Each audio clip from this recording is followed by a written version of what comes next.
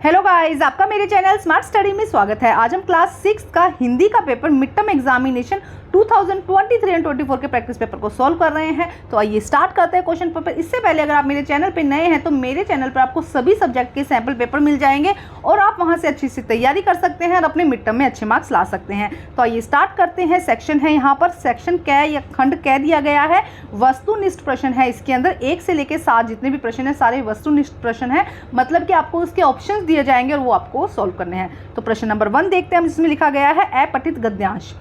आपको यहाँ पे 2 क्वेश्चंस करने हैं। 2 क्वेश्चन 4 मार्क्स के हैं। ये यहाँ ने इस तरह से 4 मार्क्स के हैं, ठीक है। निम्नलिखित गद्यांश को पढ़िए और पूछे गए प्रश्नों के उत्तर लिखिए। तो आइए स्टार्ट करते हैं। थोड़ा सा इसको इस तरह से कर लेते हैं जिससे कि आसान हो जाए।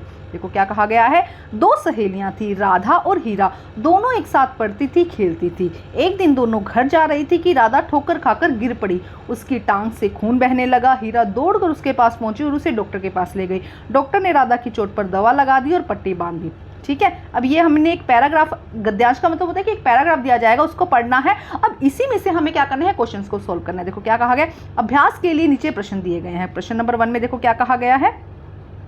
दोनों सहेलियों का क्या नाम था। तो अभी हमने पढ़ा था दोनों सहेलियों का नाम क्या था, राधा और हीरा। तो देखो ख आंसर यहाँ पे क्या हो जाएगा, सही हो जाएगा। हीरा पन्ना नहीं था, राधा और डॉक्टर नहीं था, हीरा और रिया नहीं थी, तो क्या आंसर हो जाएगा, राधा और हीरा।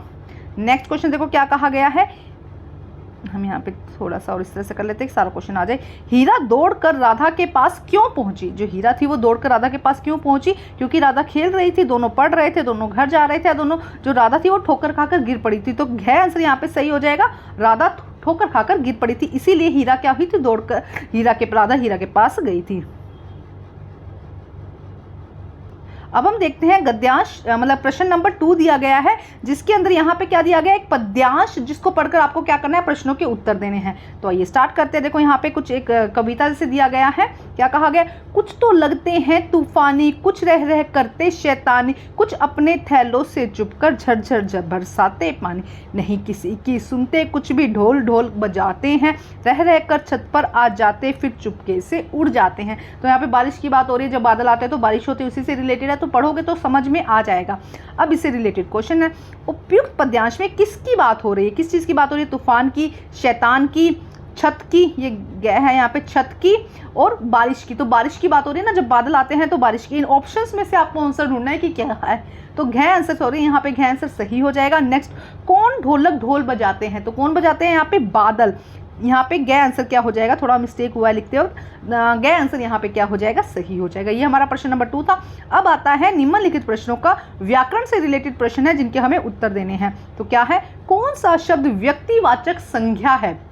तो देखो संख्या क्या होता है, किसी भी नेमिंग वर्ड को हम संख्या कहते हैं, और संख्या के 3 प्रकार होते हैं, व्यक्तिवाचक, उसके अलावा जातिवाचक और भाववाचक। तो व्यक्तिवाचक अगर किसी एक व्यक्ति का नाम दिया हो, जातिवाचक एक समूह का नाम दिया हो। जातिवाचक मतलब कि जैसे कि कुत्ता दे दिया, बिल्ली दे दी, तो एक बिल्ली, जब हम बात करते हैं तो एक ग्रुप की बात करते हैं, वैसे ऑर्गेनिज्म सारे बिल्ली होंगे, वैसे ऑर्गेनिज्म सारे शेर होंगे। अगर हम ऐसे कहते हैं कि लाल बिल्ली, तो हम एक पर्टिकुलर व्यक्तिवाचक संज्ञा हो जाएगी, लेकिन जब हम बिल्ली कहते हैं तो वो क्या हो जाएगी, एक जातिवाचक संज्ञा। और भाववाचक संज्ञा जिसमें हम फीलिंग्स होते हैं, जिसको टच नहीं कर सकते, हम सिर्फ फीलिंग ला सकते हैं, मतलब उसको टच नहीं कर सकते, ऐसी चीजों को हम भाववाचक संज्ञा कहते हैं। तो व्यक्तिवाचक संज्ञा बताना है। देखो तालाब, कोई भी तालाब हो सकता है, समुद्र, कोई भी समुद्र, नदी, कोई भी समुद्र, लेकिन गंगा नदी की अगर यहाँ पे बात हो रही है तो ये क्या हो जाएगा, यहाँ पर व्यक्तिवाचक संज्ञा हो जाएगा। उसके बाद देखो नेक्स्ट क्वेश्चन, भाववाचक संज्ञा को पहचानिए। ऑप्शन आप देखिए और आंसर कोशिश कीजिए खुद सॉल्व करें। लड़की, शेर, पेड़ या मिठास। तो मिठास को हम फील कर सकते हैं ना, उसको टच नहीं कर सकते, तो डी आंसर यहाँ पे क्या हो जाएगा, सही हो जाएगा। क्वेश्चन नंबर 2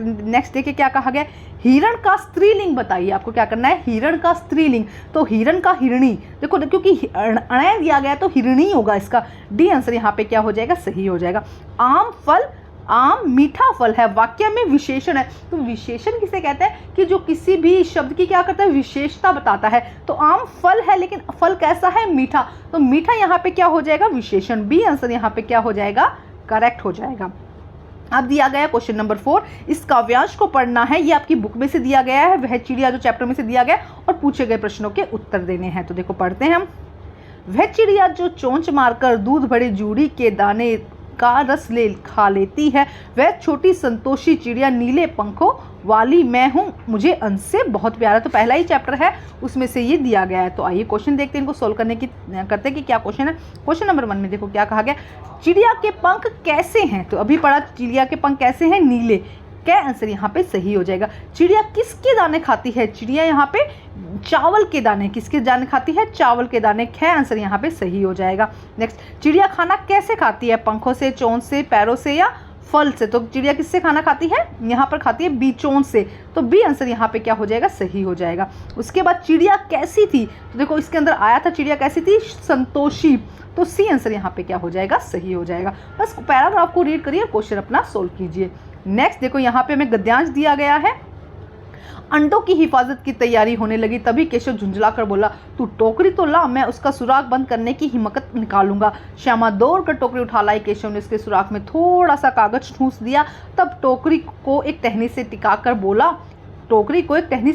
बोला, देख ले ऐसे घोंसले में उसकी आड़ कर दूंगा कि उसे धूप नहीं लगेगी। या धूप कैसे जाएगी। श्यामा ने दिल ने सोचा, जो यहाँ पे लिखा गया श्यामा आएगा यहाँ पे। श्यामा ने दिल में सोचा कि भैया कितने चालाक हैं। तो ये चैप्टर कौन सा है आप लोगों को पता चल गया होगा, केशव और श्यामा वाला चैप्टर, जो क्या करते हैं वो चिड़िया के अंडों की वो रखवाली करते हैं ना, उससे रिलेटेड चैप्टर है। तो अब देखते हैं इसका प्रश्न क्या हो जाएंगे यहाँ पे। सबसे पहले श्यामा ने दिल में सोचा कि भैया कितने चालाक हैं, अभी आंसर आया था। क्या आंसर यहाँ पे क्या हो जाएगा, सही हो जाएगा।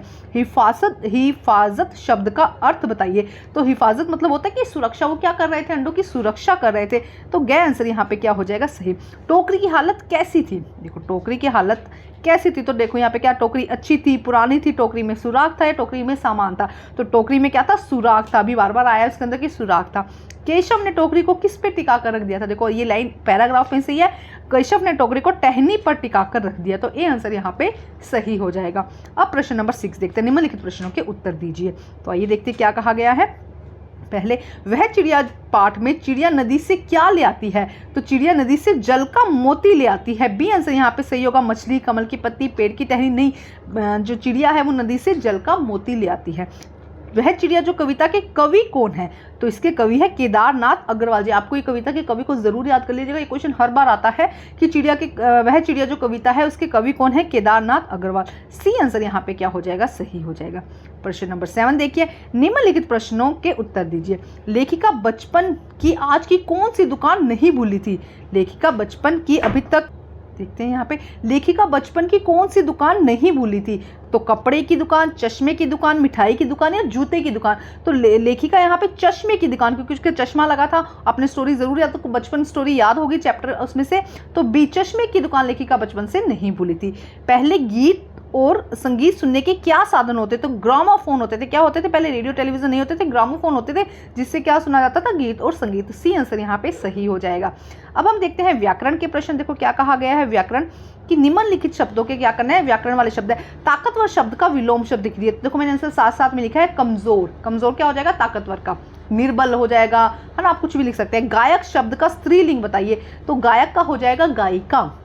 बिटिया शब्द का बहुवचन। तो बिटिया शब्द में क्या होता है, देखो बिटिया एक वचन है, लेकिन इसके ऊपर जब चंद्र बिंदु लग जाता है यहाँ पर, तब ये बहुवचन बन जाता है। तो बिटिया शब्द का बहुवचन यहाँ पे क्या हो जाएगा, बिटिया। नेक्स्ट, गुणवती शब्द का पुल्लिंग लिखिए। तो गुणवती का हो जाएगा गुणवान। क्या हो जाएगा, गुणवान। ये हमारा यहाँ पे क्वेश्चन नंबर 8 होता है। अब हम क्वेश्चन नंबर 9 देखते हैं। निम्नलिखित प्रश्नों के उत्तर लिखिए। आपको क्या करना है, एक शब्द में उत्तर लिखने हैं।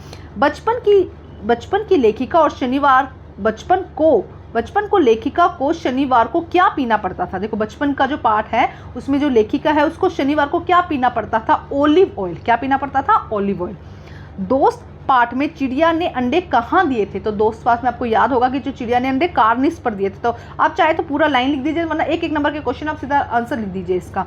नेक्स्ट देखिए क्या कहा गया है, केशव किस पर चढ़कर घोंसले तक पहुंचा। तो क्या किया था केशव, क्योंकि कार्निस थोड़ा सा ऊपर था तो वो स्टूल पर चढ़कर पहुंचा था। तो स्टूल आंसर सही हो जाएगा। लेखक को शिमला का कौन सा फल बहुत याद आता है। तो काफल। लेखक को कौन सी का, लेखिका को काफल फल बहुत याद आता है। अब प्रश्न नंबर 10 में क्या कहा गया है, निम्नलिखित प्रश्नों के उत्तर दीजिए। चिड़िया दूध से भरी जूड़ी के दानों का सेवन कैसे करती थी।